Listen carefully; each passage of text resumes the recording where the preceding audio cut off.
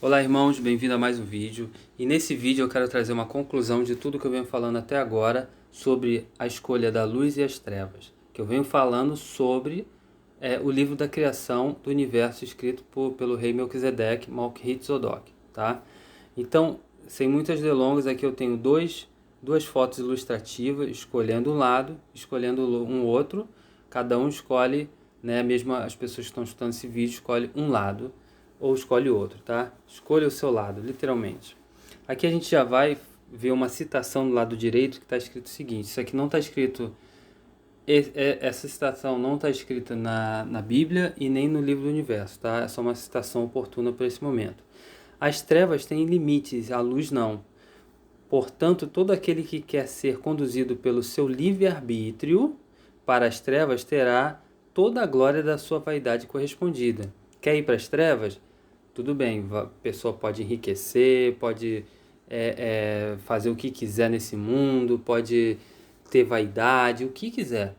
Então vai ser correspondido sim, por mais que use o seu livre-arbítrio para escolher as trevas desse mundo, assim como Satanás escolheu, Satanás está vivo até hoje, mas tem um limite, assim como está escrito, as trevas têm um limite, a luz não.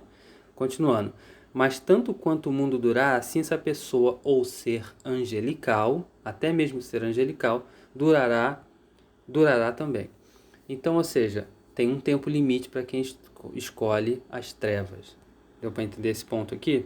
Agora a gente vai aqui nesse canto da esquerda, que é 1 Tessalonicenses 5, do versículo 4 ao 8, que o emissário Shaul, ele fala aqui para o povo que já escolheu a luz. E ele dá uma exortação muito interessante e conselhos a mais sobre isso. Então está escrito assim: mas vós, irmãos, não estáis em trevas, para que esse dia, como ladrão, vos apanhe de surpresa. Que dia? O dia do Salvador, o dia que o Salvador vai vir, o dia da vingança do nosso Criador, tá? Esse dia não pode apanhar as pessoas como um ladrão, é tipo surpresa, é isso que está dizendo, tá? Então ele já estava falando, vocês já não estão na treva, estão em luz.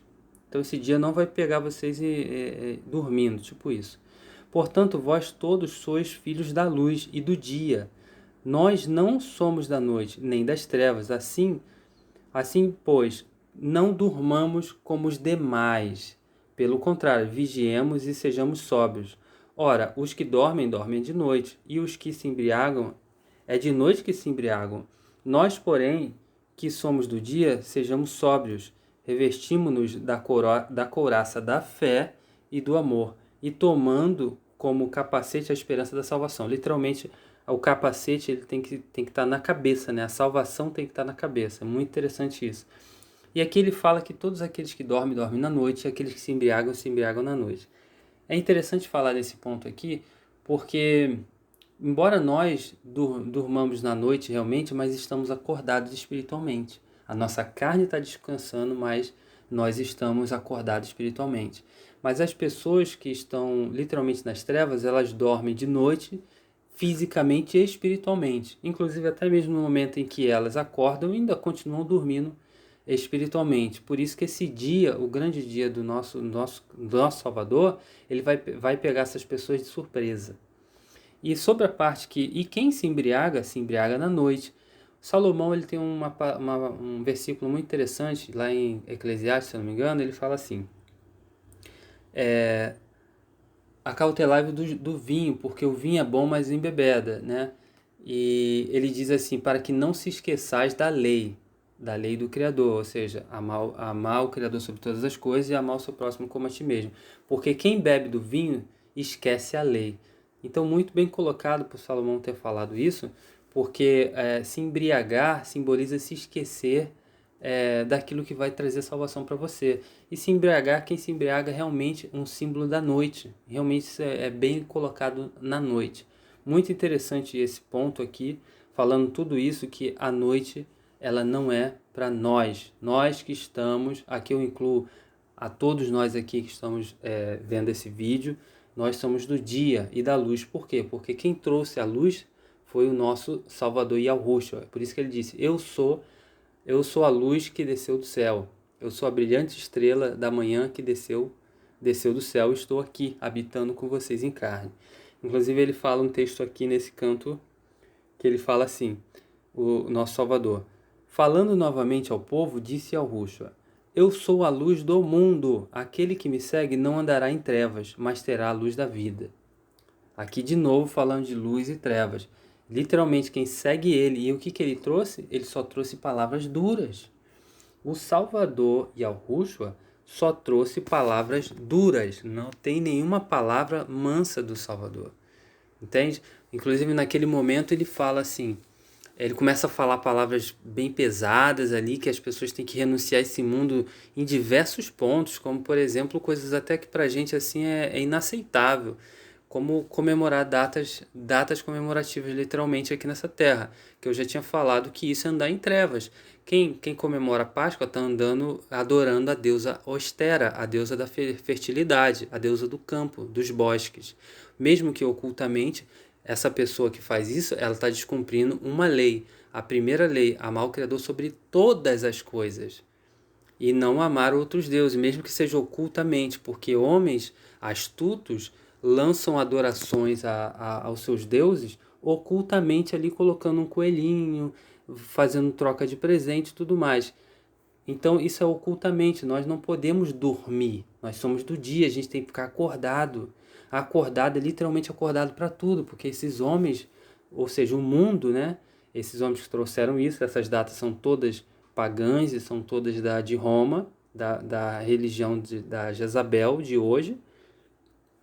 Então nós temos que ficar acordados. Então no momento em que a gente faz isso, por mais que seja ocultamente, mostra que a gente está dormindo. E se caso um de vocês aqui que esteja escutando esse vídeo comemora datas, fazem a comemoração de datas, está dormindo e tem que estar acordado, tem que andar na luz. Assim a gente vê se a gente está andando na luz ou não. Então, o Dia das Mães é o Dia da Gaia. 25 de dezembro, muita gente fala que é aniversário do nosso Salvador, mas é aniversário de Baal, do Deus Sol e assim por diante. Já estamos descumprindo a primeira lei dos 10 mandamentos, amar o Criador sobre todas as coisas. Então a gente tem que estar acordado e não dormindo. Próxima citação é a seguinte, aqui desse lado. Aqui é Pedro falando, essa citação aqui é muito bonita. Mas vós sois a geração eleita, geração eleita. Muito, muito, muito lindo. Qual é essa geração eleita? São todos aqueles que aceitam o nosso Messias como o único Salvador.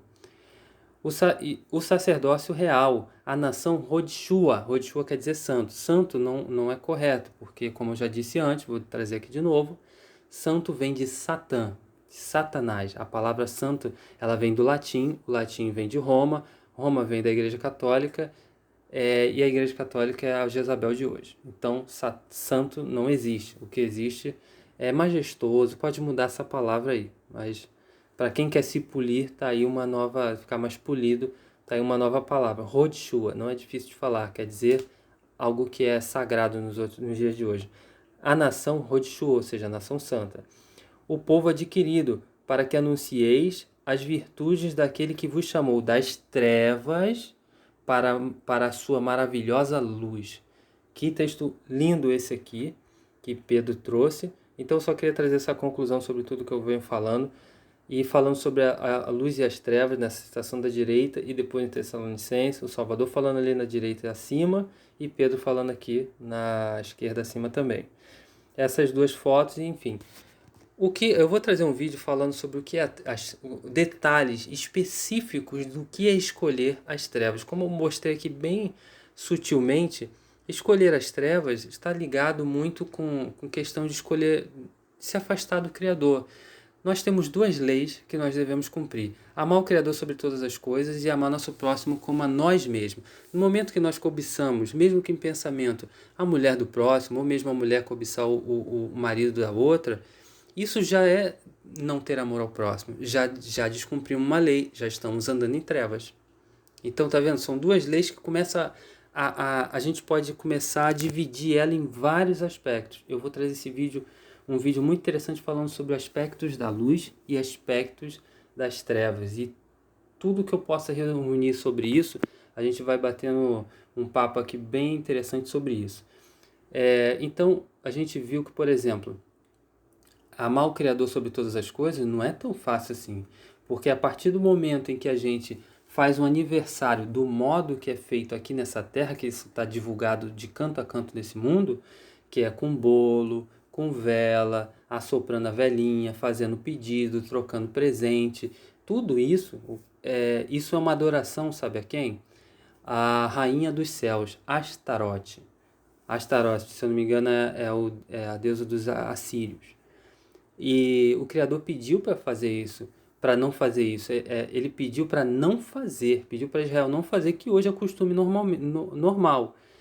Que quando se faz isso, o Criador até disse: lançai para fora de vocês a adoração de Astarote, que cozem bolos redondos, como a lua, fazendo pedidos a ela exatamente no aniversário. O Criador pediu para não fazer isso. Ele fala isso, se eu não me engano, ele fala em Jeremias ou é Isaías. Eu vou trazer todos esses versículos em vídeos mais para frente, quando eu for falar sobre aspectos da luz e aspectos das trevas. Vou trazer com muito detalhe. Então, por exemplo, uma coisa tão simples dessa que é um aniversário. Ah, eu vou deixar de fazer aniversário para minha filha? Como eu posso fazer isso? Isso é muito duro, isso é muito difícil. Pô, minha filha vê filme, vê tudo isso, vai querer fazer, ela vai aniversário, então ela vai parar de ir. Bom, o Criador fala para ensinarmos os nossos filhos no caminho que se deve andar, desde cedo, porque se aprender desde cedo, nunca mais vai sair dele. Por isso que não é fácil cumprir os dois mandamentos principais: amar o Criador sobre todas as coisas e ao nosso próximo como a nós mesmos. E as crianças estão aprendendo aquilo que a gente ensina para elas, e a gente tem que ensinar o caminho do nosso Eterno, do nosso Altíssimo, nosso Pai. Então, eu vou trazer tudo isso mais para frente. Isso aqui foi só uma conclusão sobre o que eu estava falando, e daqui para frente eu vou trazendo os outros, continuando sobre o livro do universo, na qual estamos na parte em que o Satanás e seus anjos estão ali fazendo a rebelião lá no Monte Sião do céu, diante do Criador que está no trono escutando tudo isso. Eu vou trazer os vídeos próximos seguindo dali.